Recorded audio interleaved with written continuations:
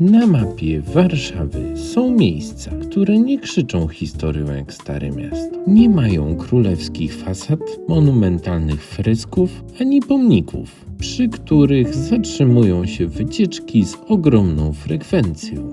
Takim miejscem jest właśnie Balaton na Pradze Południe. I choć nazwa brzmi jak zaproszenie na wakacje nad węgierskie jezioro, to prawda jest znacznie bardziej warszawska. Bo zanim pojawiły się tu alejki, ławki i wieczorne spacery zakochanych, było zupełnie inaczej.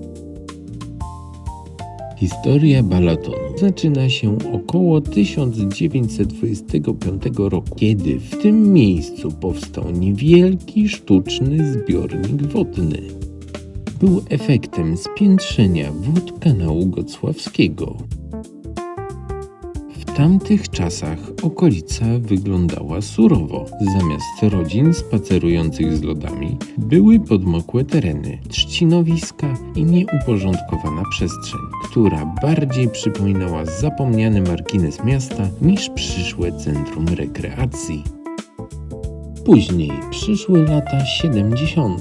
Warszawa rosła szybko, niemal frenetycznie. Chciano budować kolejne bloki. Rozpoczęto nawet wykopy pod budynki mieszkalne. I wtedy natura powiedziała: sprawdzam. Woda przesączająca się z kanału skutecznie uniemożliwiła budowę. Grunt był zbyt niestabilny. Zamiast kolejnych betonowych ścian powstało coś bardziej wartościowego. Decyzja o pogłębieniu i powiększeniu zbiornika. Prace zakończono w 1984 roku i właśnie wtedy Balaton zaczął przypominać miejsce, które dziś znamy. Ale prawdziwa rewolucja wydarzyła się dopiero wiele lat później. Jeszcze na początku XXI wieku teren wokół jeziora był zaniedbany. Kilka ścieżek, kilka ławek, dużo pustej przestrzeni i poczucie niewykorzystanego potencjału. W 2007 roku władze dzielnicy Praga Południe postanowiły stworzyć pierwszy prawdziwy park na Gocławiu. I tu pojawia się coś wyjątkowego. Mieszkańcy współtworzyli ten projekt od samego początku. Przeprowadzono konsultacje społeczne, ankiety i rozmowy. Ludzie sami mówili, czego potrzebują.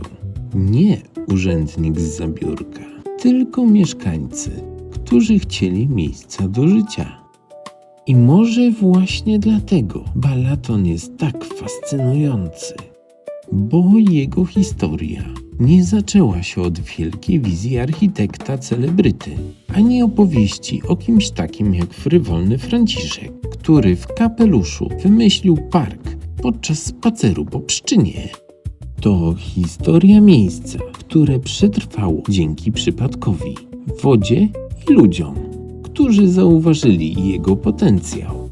Dziś wielu przechodzi tędy w pośpiechu, patrzy w telefon, odhacza spacer, biegnie dalej.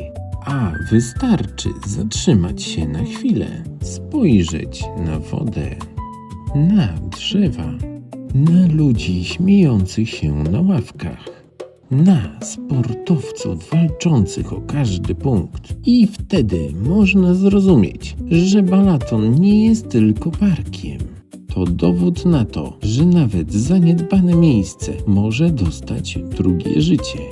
Że czasem warto spojrzeć na przestrzeń inaczej, szerzej, odważniej.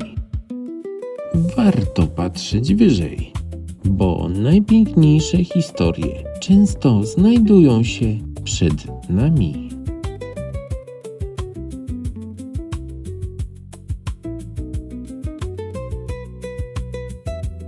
Jeśli obejrzałeś do końca, zostaw łapkę w górę